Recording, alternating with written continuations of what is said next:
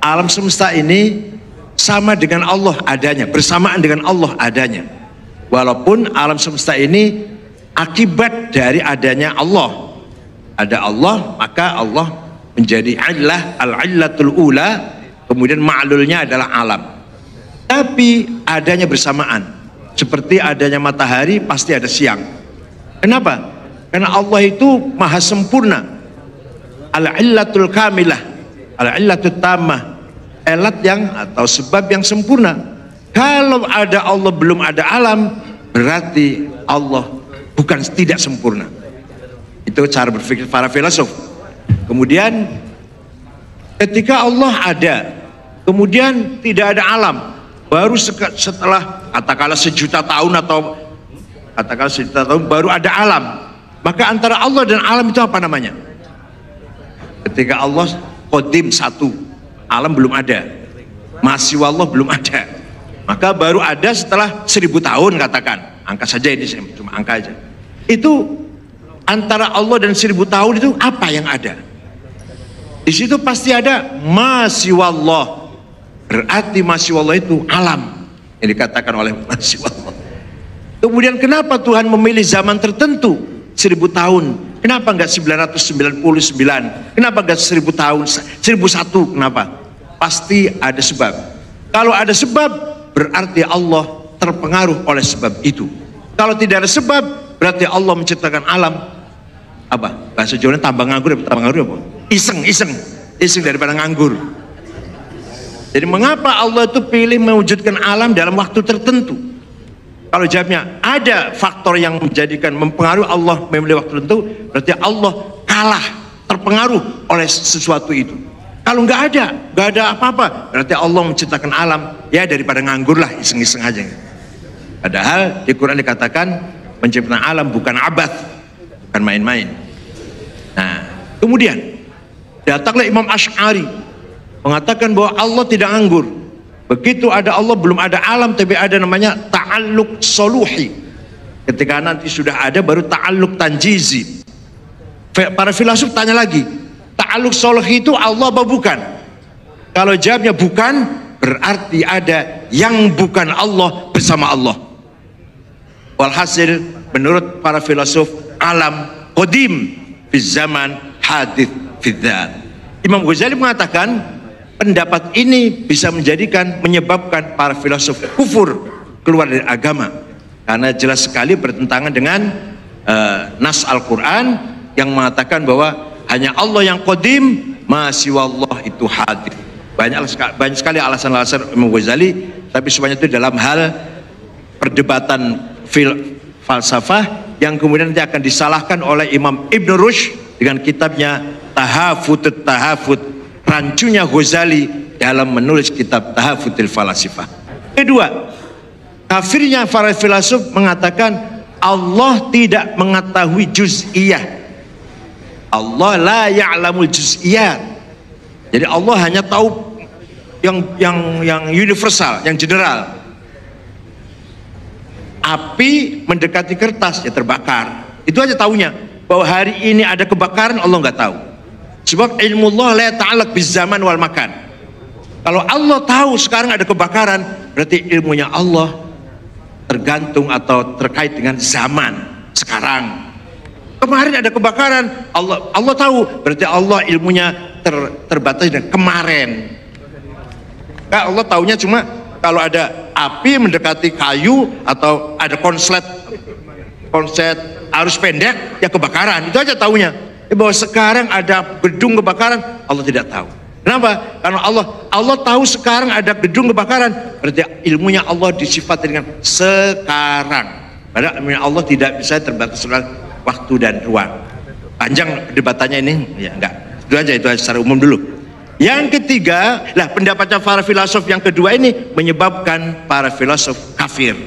Yang ketiga, al-ba'tsur ruhi. Nanti di akhirat ketika di surga itu hanya ruhani, bukan jasmani. Kenapa? Karena kalau fisik pasti rusak, pasti ada akhirnya. Ketika hidup di surga itu abadal abidin selamanya, berarti bukan materi, bukan fisik.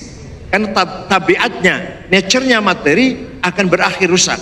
Ketika Allah mengatakan di sorga nanti selama-lamanya, berarti bukan kehidupan fisik materi, tapi itu kehidupan rohani. Lagi-lagi Imam Ghazali mengatakan yang ketiga ini juga menyebabkan para filosof kufur.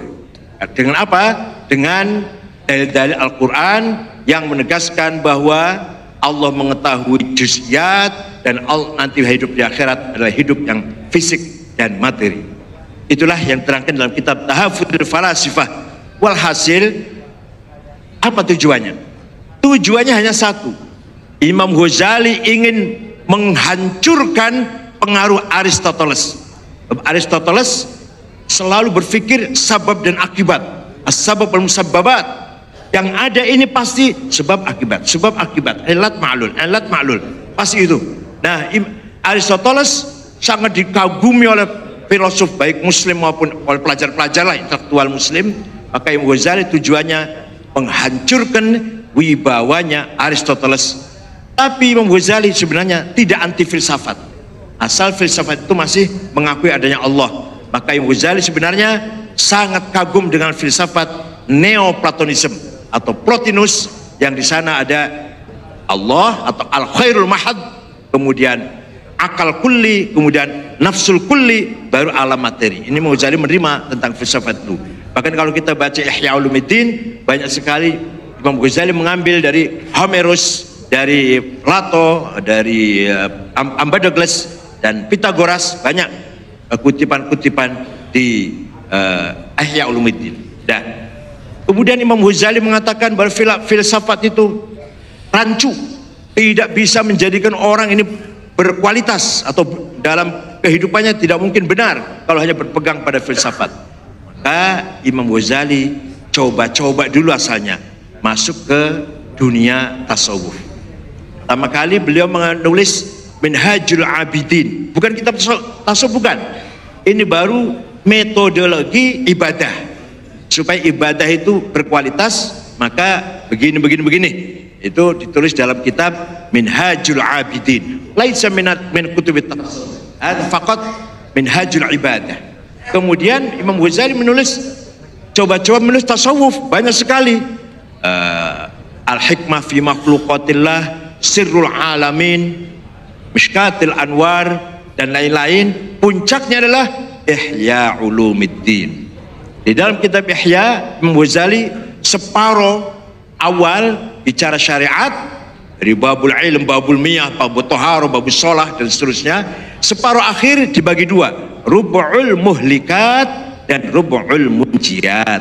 Rub'ul Muhlikat, apa saja yang bisa menghancurkan manusia: takabur, hasad, hiqad, sum'ah, su'udhan, riya, ujub, dan seterusnya. Apa-apa yang menyelamatkan manusia di akhir sendiri, namanya Rub'ul Munjiat: taubat, wara', zuhud, tawakal, ridho, syukur, sakinah, tumakninah, dan seterusnya, qanaah, dan seterusnya. Ada yang menarik dalam kitab Ihya ketika bicara tauhid. Oh, ini jam berapa ini? Ada yang menarik dalam kitab Ihya ketika bicara tauhid. Gak ada yang selain Ghazali, gak ada seperti ini. Kelebihan Ghazali membagi tauhid menjadi 4. Pertama kishr, yang kedua kishr, yang ketiga lub, yang keempat lub bil lub. Kishr, kulit seperti kelapa, dari kelapa contohnya itu. Apa yang di luar apa namanya? Sepet. Apa? Sepet itu tauhidnya orang awam.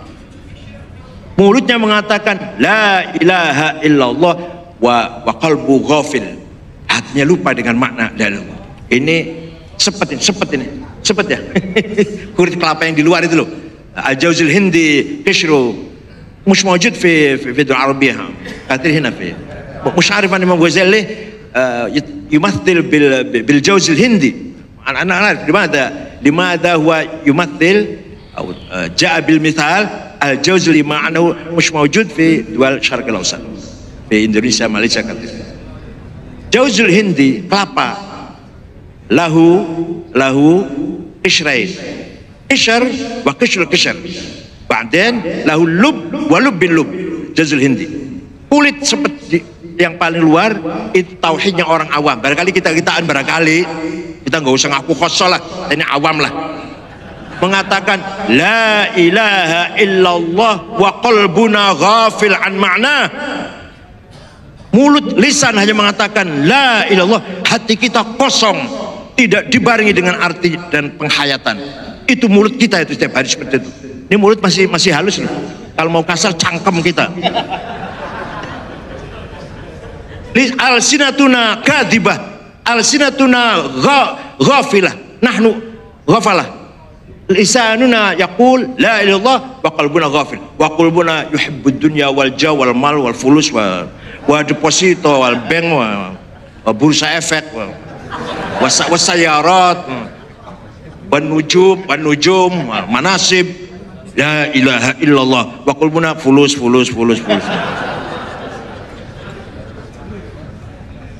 Nah, kishr, tauhid ini kishr. Wa kishru kishr, ada kulitnya kulit. Ini tauhidnya orang munafik. Ya, yang lub, yang isi. Ini kita-kitaan. Ya, kelas menengah lah. La ilaha illallah. Hatinya lihat bahwa semua yang banyak ini bersumber dari satu, wallah. Al-kathrah allati ra'aituha bi'ain sadiratun minal ahadil wahid. Jadi ketika mulut kita mengatakan la ilaha illallah, itu artinya yang banyak ini, semua ini muncul atau diciptakan oleh satu, al-ahadul ahad. Itu masih lub itu. Nah, sekarang kalau meningkat lub bil lub, santen, dan menjadi santen. Apa itu? Tauhidnya lub bil lub ini. Yang kelihatan cuma satu, yang ada ini tidak ada, yang kelihatan mata. Jadi sebenarnya kita aja. Sebenarnya kita ini tidak ada, tapi kita ini diadakan oleh yang ada. Sebelum kata ada itu ada, sudah ada. Bahkan kita menggunakan kata ada karena ada yang ada. Kita menggunakan kata tidak ada karena ada yang ada. Contoh, Ahmad ada di kantor. Kita menggunakan kata ada karena Allah ada, bukan karena kita, bukan. Ahmad tidak ada di kantor. Kita menggunakan kata tidak ada karena ada yang ada. Maka yang ada hanyalah yang ada. Saya ulangi, belum paham. Kita ini sebenarnya tidak ada, tapi kita ini diadakan oleh yang ada. Yang ada sebelum lapal ada, itu ada, sudah ada. Bahkan kita menggunakan kata ada karena ada yang ada, kita menggunakan kata tidak ada karena ada yang ada. Maka yang ada hanyalah yang ada. Bahkan kita ini hanya manifest dari yang ada tersebut. Paham? Alhamdulillah. Enggak ya, enggak apa-apa belum.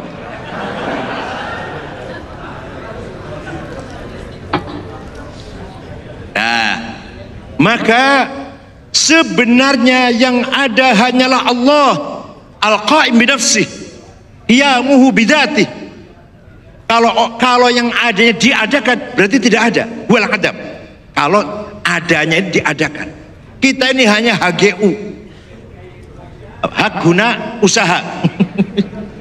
Kita diberi ada 70 tahun, 80 tahun, 100 tahun. Maunya berapa? Maunya berapa tahun dipinjami ada ini? Contoh, domir, pronoun, kata ganti ada 3. Ana, anta, huwa. Ana, aku. Ana Said, ana Ahmad, ana Toto, ana Sukardi, ana Zainab, ana Maryam. Paham kan? Paham ya? Silakan dipakai. Ana Ahmad, ana Supardi, ana Abu Bakar, ana Hasan, aku Zainab, aku Maryam, aku Dewi, aku Evi. Mati semua nanti. Tinggal aku satu yang tidak mati.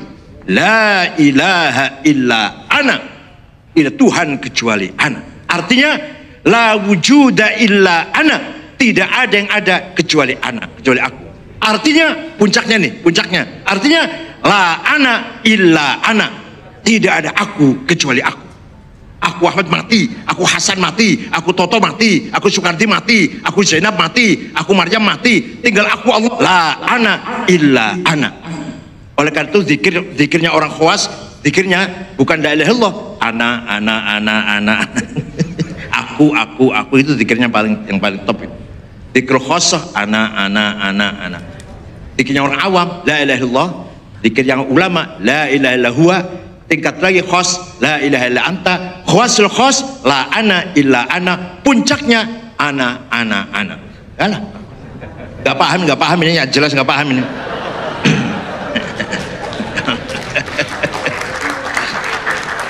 Nah, tapi Imam Ghazali, pengaruhnya Imam Ghazali bukan hanya pada Indonesia, bukan hanya kepada Indonesia, pemikiran Islam. Apa pengaruhnya?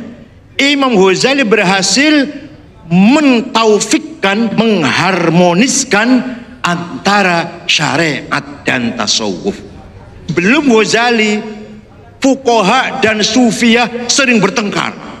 Kata fuqaha, contohnya sholat itu harus kiblatnya lurus, pakaiannya bersih, baunya harum, fatihahnya fasih, harus mujawad, ikhfa idharnya harus bener lah. Ya, itu siratal mustaqim, harus begitu, harus lurus. Kata sufi, lah kalau hatinya nggak khusyuk percuma sholat kamu itu. Sholat yang penting khusyuk, walaupun kopiannya malang nggak apa-apa, pakainya kaos singlet nggak apa-apa, sarungnya cap gaji dulu 3 bulan belum dicuci nggak apa-apa, yang penting hatinya tawajuh, al khusyuk wal hudur. Kata sufi, sering bertengkar, akhirnya sering fuqaha meremehkan sufi meremehkan fuqaha. Apa ilmu kamu tuh, saling kamu kulit saja. Kata fuqaha, kamu ini sesat, dolal, jauh sekali dalam memahami agama ini. Kata fuqaha kepada sufi. Al-Hallaj adalah korban daripada fanatisme zahir. Al-Hallaj divonis mati oleh Ibnu Dawud Al-Zahiri tahun 309. Bakar, kepalanya dipancung, dibakar, debunya dibuang ke sungai Dajlah. Sedikit. Nah, itu tahun 13, tahun 309 ketika Khalifah Al-Muqtadir. Nah, itu korban. Begitu pula Ghulam Al-Khalid, bahkan Dunun Al-Misri pernah dipanggil Al-Khalid Mutawakil dan dipenjara beberapa hari. Itu sufi dan fuqaha terutama hadis. Datang Imam Ghazali, apa kata beliau? Dua-duanya sholat harus bersih, fatihahnya, wudunya sempurna, pakaiannya benar, kiblatnya lurus, hatinya pun harus khusyuk. Itu Imam Ghazali. Dua-duanya harus. Berangkat dari mana? Berangkat dari Allah memanggil Nabi Musa. Datang Nabi Musa menghadap Allah, apa kata Allah? Fakhla' na'laika innaka bilwadil muqaddasi tuwa. Musa, lepaskan 2 sepatumu, kamu berada di jurang yang suci, lembah yang suci. Kata ahli tafsir, ya sepatu ini. Kata sufi, ya Allah, repot-repot jauh-jauh Nabi Musa datang menghadap Allah, hanya perintah melepas sepatu. Orang remeh-temeh banget perintahnya. Nggak mungkin perintahnya remeh begitu. Jadi apa? Kata sufi, Nabi Musa menghadap Allah diperintah melepas 2 hawa nafsu, ghadabiyah dan syahwatiyah. Na'laik. Kata ahli tafsir, ente ngerti bahasa Arab enggak? Na'laika maknanya hawa nafsu dari mana itu? Kalau na'laika maknanya sandal, bakyat, terumpah, selop, sepatu, ceplek, apa lagi? Itu bisa. Sepatu, sandal, terumpah, selop, gemparan, teklek, boleh. Tapi kalau na'laika maknanya hawa nafsu, jauh banget. Imam Ghazali berkata, dua-duanya. Nabi Musa datang menghadap Allah, sepatunya dilepas, hawa nafsunya pun dilepas. Dua-duanya. Seperti kita ketika sholat ke masjid, sepatu dilepas, hawa nafsu dilepas. Sholat kita khusyuk. Selesai sholat, sendal dipakai lagi, hawa nafsu pun kembali lagi.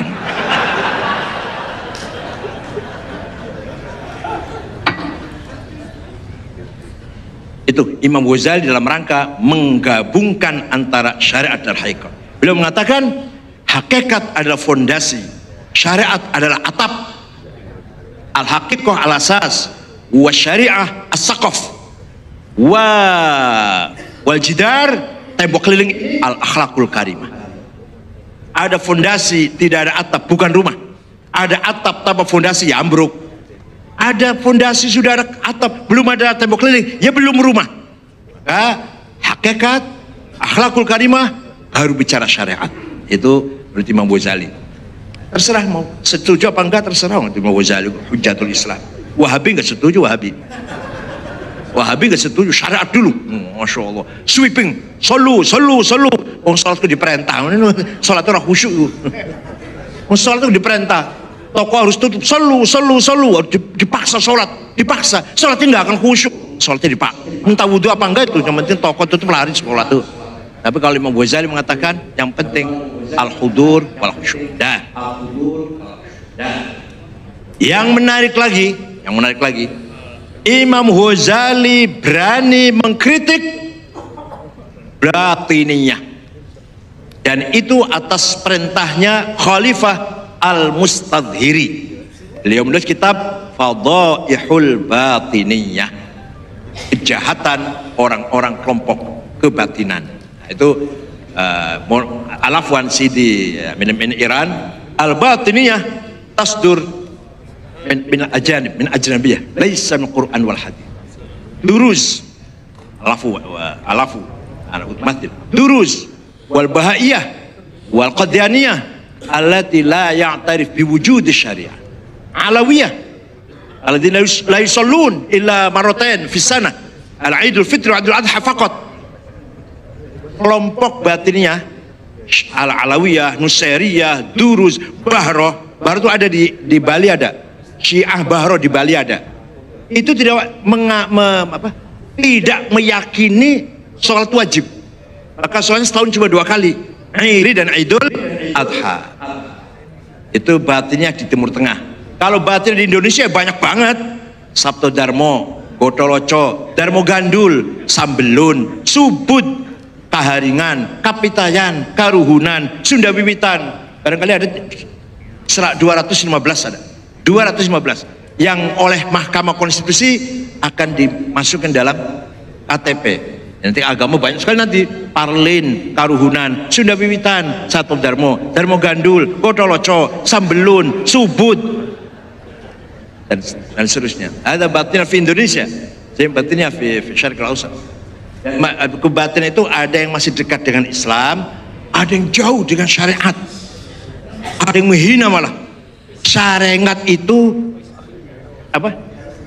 Nek saren jengat, kalau tidur bangun, itu namanya sarengat.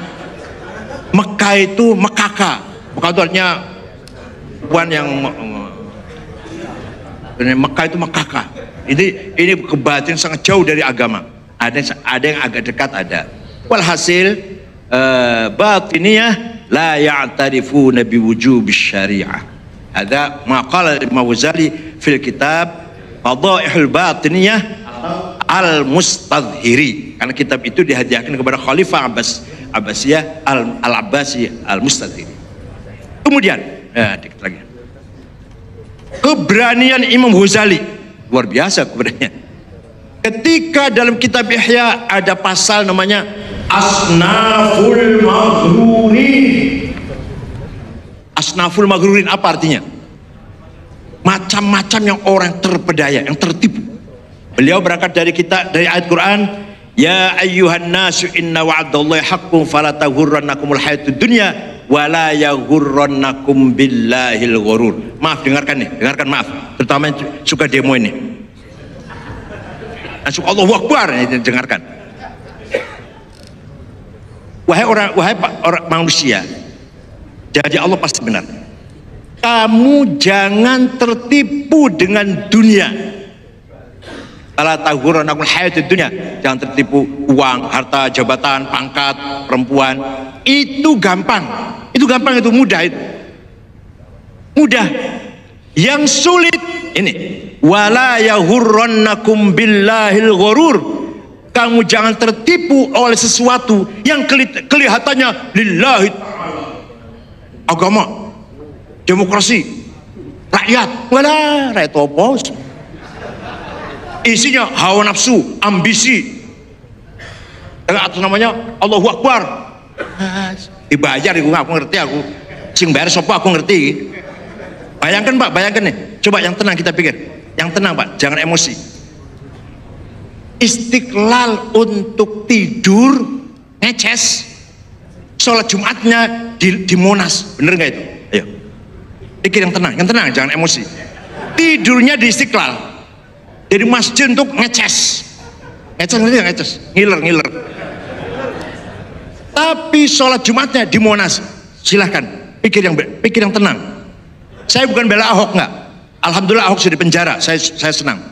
Tapi saya tidak setuju sholat di Monas. Saya tidak setuju Jumatan di Monas. Niatnya pun bukan sholat, dibayar itu. Saya tahu persis yang berangkat dari Cirebon Indramayu. Yang bayar sopo ya kuruh. Coba pikir yang tenang. Nginepnya di Istiqlal atau di masjid-masjid yang lain. Banyak. Masjid-masjid juga untuk tidur. Datang ke hari Kamis, malamnya tidur di masjid, ada Istiqlal, Jumatannya di Monas. Pikir Pak, pikir yang tenang pikirannya. Jangan emosi. Itu katanya membela Islam. Ya. Katanya membela Islam. Hawa nafsu itu. Maka Imam Ghazali membagi orang yang terpedaya dengan hawa nafsunya ada berapa itu? Ada banyak. Nomor satu yang paling banyak adalah ulama. Aktsarul maghrurin al ulama. Kalau sudah jadi mufti, waduh, sanjung-sanjung, duduk harus di depan, gak mau di belakang, harus dihormati, tangan harus dicium. Waduh, kalau disinggung sedikit marah, nanti kamu jangan kritik saya. Ini maghrur bi anfusihim, maghrurina bi anfusihim. Nomor dua, ada 11 macam ulama maghrur itu. Ahli lughah, ahli seminar, ahli ilmu kalam, ahli fikih, ahli kalau habis ceramah ditepuki tangan, waduh, luar biasa terkenal. Maghrur binafsih, orang terpedaya, tertipu dengan hawa nafsunya, terkenal melalui medsos ceramahnya. Kalau sudah ceramah tepuk tangan, amplopnya juga besar itu, amplopnya sahih. Amplop ada 3 macam, kalau tebal sahih, kalau tipis dhaif. Kalau tipis tapi yang lunga bercawe doayu sahih luweri. Lillahi ta'ala berjuang apa itu? Berjuang apa itu? Istighosah, doa bersama, nangis, alah. Kalau betul-betul berdoa, tatajafa junubuhum al-madaji' yad'una rabbahum. Benar-benar mendoakan bangsa ini, malam-malam bangun.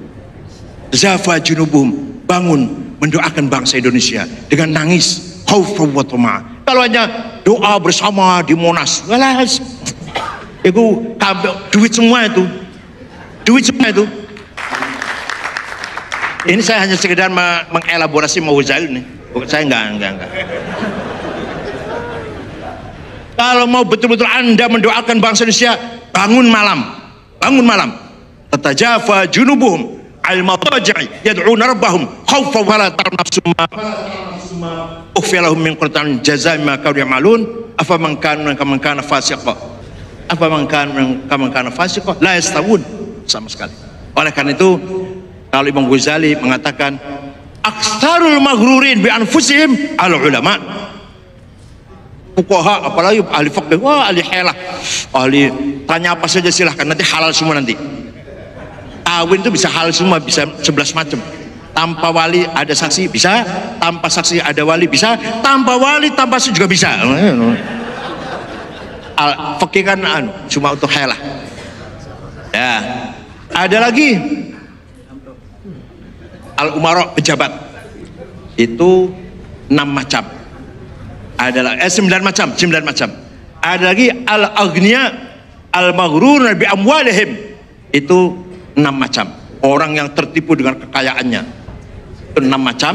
Orang tertipu dengan jabatan 9 macam. Yang tertipu dengan ilmunya 11 macam. Astagfirullahaladzim, termasuk saya barangkali. Kalau nggak dihormati, kalau nggak disebut namanya tersinggung. Makanya, kalau acara itu disebut yang terhormat ketua umum PBNU, kalau nggak disini tersinggung itu. Apalagi kalau nggak diamplopin tersinggung, udah. maghrur. Imam Ghazali. Nah, kemudian Imam Ghazali jadi rektor 2 tahun. Lama-lama beliau menangis. Hidup saya ini apa ini? Apa hidup saya ini? Bangun tidur, sholat subuh, sarapan atau wirid sebentar, sholat wirid, sholat sarapan, berangkat ke universitas, duduk di kursi meja, surat-surat tanda tangan, ngajar, selesai pulang, tidur, istirahat, bangun subuh. Apa ini? Coba bayangkan, Pak, bayangkan. Ayo, sampai renungkan. Hidup kita ini loh, hidup kita rutin sekali. Adakah setiap hari kita ini semakin bertambah imannya? Semakin meningkat iman kita dengan hidup rutin yang kita lakukan? Bangun tidur, sholat subuh, wirid sebentar, sarapan, berangkat kantor. Dan kantor ya kerjaan-kerjaan, pulang, maghrib pulang, makan malam, tidur, sholat isya, tidur. Banyak berkali tahajud juga. Tiap hari rutin saja. Adakah, ayo kita tanya masing-masing, adakah rutinitas yang kita lakukan setiap hari itu menambah iman kita? Nah, tanya silakan masing-masing, tanya sendiri-sendiri. Adakah menambah iman kita? Imam Ghazali, hidup saya ini ala syafa jurufin har, saya ini hampir saja masuk jurang neraka. Rutinitas saya begini, tidak bertambah imannya, tidak sama sekali bertambah khosyah wal khauf minallah, tidak bertambah, tidak semakin khauf, hanya rutin saja. Akhirnya Imam Ghazali mengajar tidak bisa, ngajar tuh nggak keluar suaranya nggak keluar. Harus ngomong apa sih? Mau ngajar apa ini ya? Ngajar fikih cuma ilmu helah. Ngajar filsafat rancu. Ilmu kalam, cuma ilmu perdebatan. Apa ini? Nggak keluar suaranya. Akhirnya jabatan rektor ditinggalkan. Beliau mengembara sampai ke Mesir, terus sampai ke Suriah, di Damaskus, mengunci diri di menara Masjid Al-Amawi Damaskus 4 bulan. Menurut beliau setelah 4 bulan itu, fakana makana wala tas'al 'anil khabari, terjadi kepada saya apa yang telah terjadi dan jangan tahu apa ceritanya, apa yang telah kau dapatkan 4 bulan itu, nggak bisa digambarkan. Jadi kata Imam Ghazali, ada ilmu, ada sesuatu yang wujud nyata, tidak bisa ditulis, tidak bisa diucapkan, tidak bisa digambarkan, kecuali bitajribah, dilaksanakan sendiri. Malah nyuwun sewu, mohon maaf, dalam kitabnya Ayyuhal Walad, Imam Ghazali, mohon maaf, mencontohkan seperti orang jima, orang ML, apa? Making love, jima. Ayo tulis, saya tulis. Nikmatnya orang jima, ayo tulis. Gak bisa. Atau ceritakan, ayo nikmatnya lu ya, paling saya tadi malam jima enak sekali ya, gitu aja bukan. Ceritakan seperti apa enaknya, gak bisa. Tapi apa? Dirasakan, tidak bisa diucapkan, tidak bisa ditulis, tapi dilakoni lah, seorang usah diomongkan, dilakoni. Nah itu. Jadi ada ilmu kenikmatan yang luar biasa yang falatas al-anil khobari. Kamu jangan tanya ceritanya gimana kamu. Anda ketika 4 bulan di menara Masjid Amawi dapat apa? Latas al fakana makan mimma bagaimana? Fakana makana falatas al khobari lah. Apa yang terjadi di hidup saya jangan tahu, jangan tanya lagi. Imam Ghazali pulang dari Amawi, dari Damaskus, malah dikritik oleh muridnya Ibnul Arabi, bukan Ibnu Arabi, Ibnul Arabi, seorang muridnya dan qadhi maliki, faqih maliki. Jumpai Imam Ghazali yang sedang mengembara, bawa tongkat, pakaiannya sederhana. Kenapa Anda begini? Kenapa Anda tidak pulang saja memimpin lagi madrasah nizamiyah atau universitas nizamiyah? Dikritik oleh muridnya. Muridnya ahli fikih soalnya, kurang dalam lah, Ibnul Arabi. Kemudian Imam Ghazali pulang, mencoba mengajar lagi, malah nggak bisa sama sekali. Mencoba ngajar lagi di universitas, di depan mahasiswanya, mulutnya tidak bisa ngomong. Apa yang saya omongkan? Yang saya ajarkannya apa ini? Ilmu ma'rifah, ilmu kasyaf, raf'ul hijab, nggak bisa diceritakan. Ilmu hakikah, ilmu batin, ilmu kasyaf, ma'rifah, kasyful hijab, nggak bisa diceritakan. Akhirnya Imam Ghazali pulang ke desanya, kemudian menyendiri dan berdalam. Tidak lama kemudian raji'un aidun ila rafiqil a'la ilallah. Beliau akan wafat sholat subuh, kemudian kafannya ditaruh di dadanya, kemudian wafat. Jadi beliau sudah tahu akan wafat. Bahkan beliau mengatakan, seandainya saya umur panjang, saya akan mendalami ilmu hadis. Tapi beliau tidak umur panjang, maka Imam Ghazali bidu'ati fil hadis muzjah. Beliau tidak ahli hadis. Seandainya umurnya panjang dan beliau mendalami ilmu hadis, akan muncul Bukhari kedua, insyaallah. Bukhari second Bukhari. Sayang umurnya cuma 55 tahun. Sedikit tentang kasyaf. Di dalam hati setiap manusia ada namanya dzauq, intuisi, melalui basirah.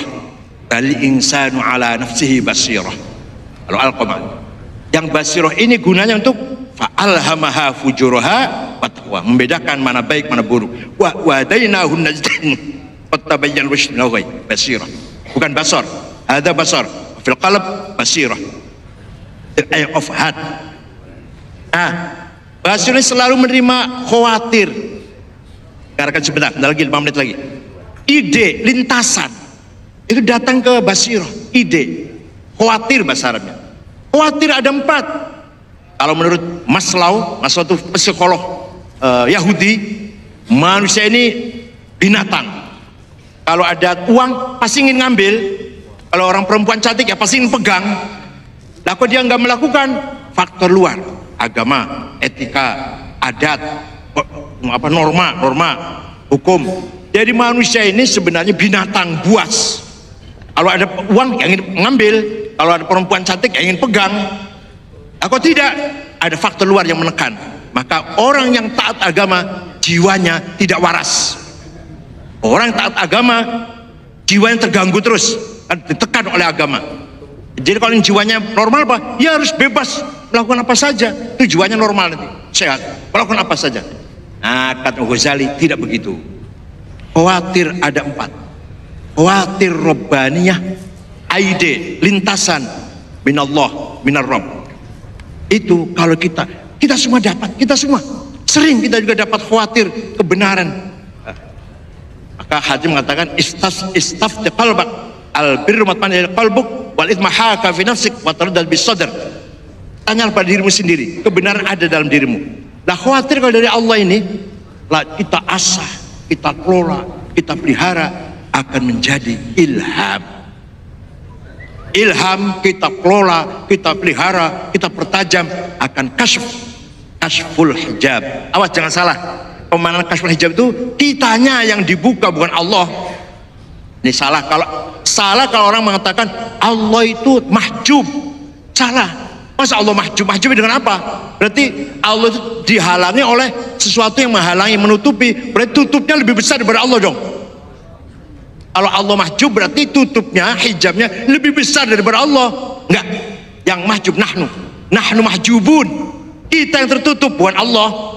Allah itu dekat banget, dekat sekali dengan kita. Kitanya bukan Allah yang tertutup, bukan.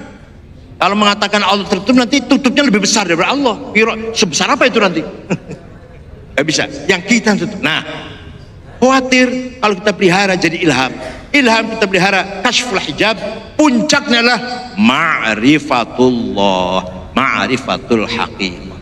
Orang kalau sudah begini, ibadahnya, amal solehnya bukan ta'abbud, bukan taqarrub, tapi tahaqquk, talabul haqiqah. Salatnya di talabil haqiqah, laisa ta'abbudian wala taqarruban. Ta'abbud itu ibadah supaya dapat pahala, taqarrub mendekatkan diri pada Allah supaya dikasih Tuhan. Kalau puncaknya tahaqquk li husul haqiqah. Ini kalau sudah khawatir rubaniyah kita pelihara. Yang kedua, khawatir malakutiyah, dari malaikat. Itu ide dari malaikat kalau kita pelihara akan menjadi ilmu laduni, ilmu yakin, hakul yakin, dan ainul yakin. Allah contoh yang paling gampang, gak usah contoh sufi lah. Seorang seniman, al-fannan, al-ikhtarifuna, al-ghina, al-ughniyah, ada seniman ngarang lagu. Coba bayangkan. Oh hebat ya orang itu. Oh bisa menciptakan lagu. Ada pelukis. Oh bisa melukis gambar yang sangat indah. Ada penyair. Dari mana itu? Dari mana itu? Dari sekolah. Dari bangku kuliah. Bukan. Seniman datang seninya itu dari ilmu laduni boleh, atau dari khawatir malakutiyah. Contohnya seniman aja deh, nggak usah ya, ulama juga bisa. Contoh ulama juga bisa. Contoh ulama ya ada orang ilmu laduni yang sangat cerdas. Gus Dur lah, Gus Dur masih sakit. Saya di kamar ada saya, Pak Muhaimin, Saifullah Yusuf, Pak Wisnu, Ketua Golkar Jawa Tengah, terus Cakrawardaya, mantan Menteri Koperasi.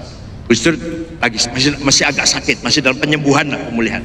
Tiba-tiba duduk apa mengatakan, aku mengkodadi presiden, saya nanti jadi presiden. Kita orang lima kaget, ini Gus Dur konslet ini, nggak waras Gus Dur ini, masih Pak Harto itu. Tapi apa yang beliau katakan, nah ini banyak sekali, banyak. Suatu ketika saya jalan-jalan pagi, ini sudah nggak jadi presiden, mantan presiden, jogging pagi mampir ke rumah saya, minta minum air putih dan roti tawar. Tidur, ada AC-nya dingin. Tiba-tiba bangun mengatakan, mengko sampean nek umur 56 jadi ketua umum PBNU. Mengko sampean kalau sudah usianya 56 tahun jadi ketua umum PBNU. Betul, saya ketua umum PBNU di Makassar, usia saya 56 tahun. Itu Gus Dur itu. Oh banyak, kalau Gus saya ceritanya banyak sekali dengan Gus Dur. Jalan-jalan habis sholat Isya, habis sholat di Masjid Nabawi, jalan cari orang khawas, cari ulama yang hebat. Ada ulama lagi ngajar, kitabnya setumpuk, muridnya banyak, jenggotnya panjang, misalnya niki Gus, bukan. Ada lagi ulama lagi ngajar lagi, bukan. Itu lagi sebelah sana, bukan. Ada orang Mesir, ya, suara banyak kecil-kecil saja, lagi wirid, lagi berdoa.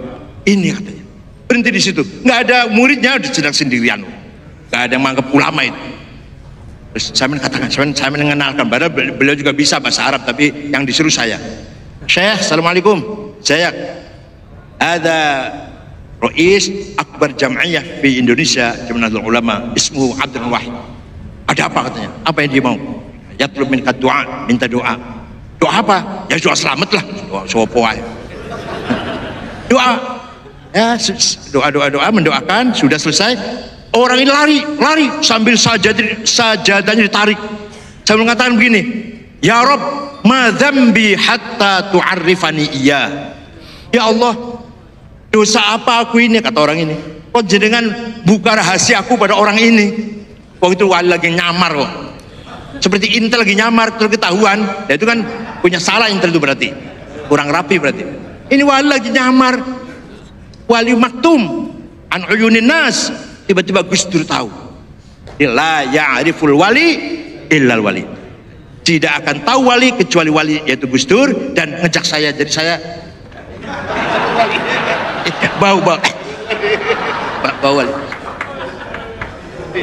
Itu khawatir malakutiyah.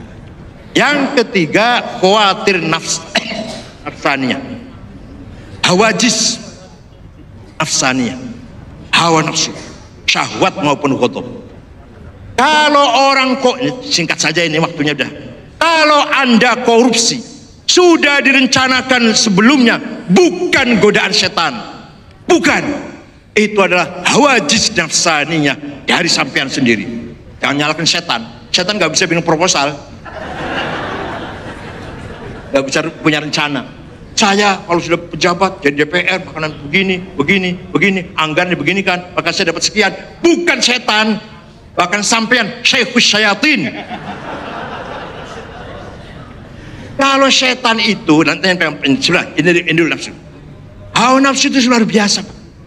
Maka Rasulullah mengatakan, raja'na minal jihadil asghar ila jihadil akbar, ala wa huwa jihadun nafs.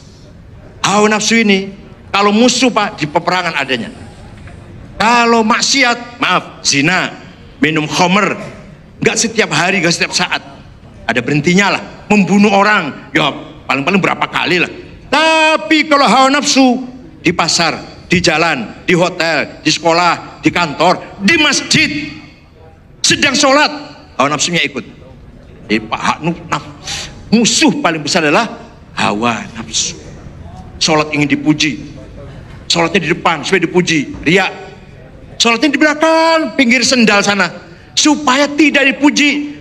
Sebentar, sholatnya di depan supaya dipuji orang, musyrik. Sholatnya di belakang, di pinggir sandal, supaya tidak dipuji orang, riya. Adaul amal li ajlin nas syirk wa tarkuhu li ajlin nas riya. Saya sholat supaya dipuji, musyrik. Saya sholat dan jangan dipuji orang nih, sembunyi sholatnya, riya. Kenapa? Karena manusia masih menjadi pertimbangan, manusia masih menjadi apa? Orientasi. Sodakohnya 100 juta supaya dipuji, musyrik. Sodakohnya 10 juta aja, saya takut dipuji orang, riya. Baca Quran suaranya enak, tajwid supaya dipuji orang, musyrik. Baca Quran pelan-pelan, takut dipuji orang, riya. Ini kata Imam, siapa yang mengatakan begini, siapa? Abu Hashim Al-Kufi. Imam Sufyan Ats-Tsauri mengatakan, maziltu urai hatta ajlisu bi Abi Hashim Al-Kufi. Saya tiap hari riya, kata Abu Sufyan Ats-Tsauri ini, mujtahid, ulama besar. Saya tiap hari riya.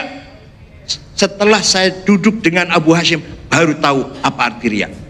Jadi amal supaya dipuji orang, musyrik. Amal supaya tidak dipuji orang, riya. Supaya di komentarnya, walaupun saya besar sholatnya di belakang. Kalau itu dekan itu rektor loh, sholatnya di belakang ya, masya Allah. Waduh banget orang itu. Pas sholatnya pinggir sendal ya, padahal dia tuh ulama besar loh. Itu ketua umum PBNU loh, tapi sholatnya di belakang, pinggir sandal, riya. Oh, sholat di depan, ketua PBNU sholatnya di depan sendiri, musyrik. Ya wis enak tengah-tengah. Dah, itu yang terakhir, syaitoniyah. Khawatir syaitoniyah namanya waswasah. Kalau khawatir nafsa ini namanya hawajis. Khawatir nafsa syaitoniyah namanya waswas. Kalau waswas itu apa? Yuwaswisu fi sudurin nas. Saya kesana mau benar, digoda, diganggu. Saya bentak, a'udzubillahi, lari setannya, nanti sana goda lagi. Jadi setan itu spontanitas, tidak punya rencana, itu setan. Kalau punya rencana bukan setan, hawa nafsu kita itu. Dan rencana 2 bulan yang lalu udah dipikir, direncanakan akan korupsi. Wah, itu bukan setan, ente yang gurunya setan malah. Setan aja geleng kepala. Ini saya aja nggak bisa bikin proposal kayak orang ini. Saya harus berguru pada. Nah, di Jakarta ini banyak sekali syuyukh syayatin Jakarta ini. Dan macam-macam syuyukh syaitan. Ada yang pakai celana, pakai dasi, ada yang bertato, berkalung bergelang, ada yang pakai sorban. Rata-rata syuyukh syayatin menurut ukuran Imam Ghazali, bukan saya, bukan. Dan rakyat Imam Ghazali kok. Jadi Imam Ghazali berjasa besar mentaufikkan asy-syari'ah wal haqiqah. Syukron, ini kalau panjang ya dua semester. Saya paham begini 4 tahun ya Allah. Saya paham begini 4 tahun, hasil kuliah 4 tahun. Syukron wa dumtum fil khairi wal barakati wan najah. Mohon maaf, bukan dari saya kritikan, saya menjabarkan dari Al-Imam Al-Ghazali dalam kitabnya Ihya, terutama Asnaful Maghrur. Syukron, jazakumullah khairal jaza wa barakallahu lakum fikum jami'an. Assalamualaikum warahmatullahi wabarakatuh. Wassalamualaikum warahmatullahi wabarakatuh. Waalaikumsalam.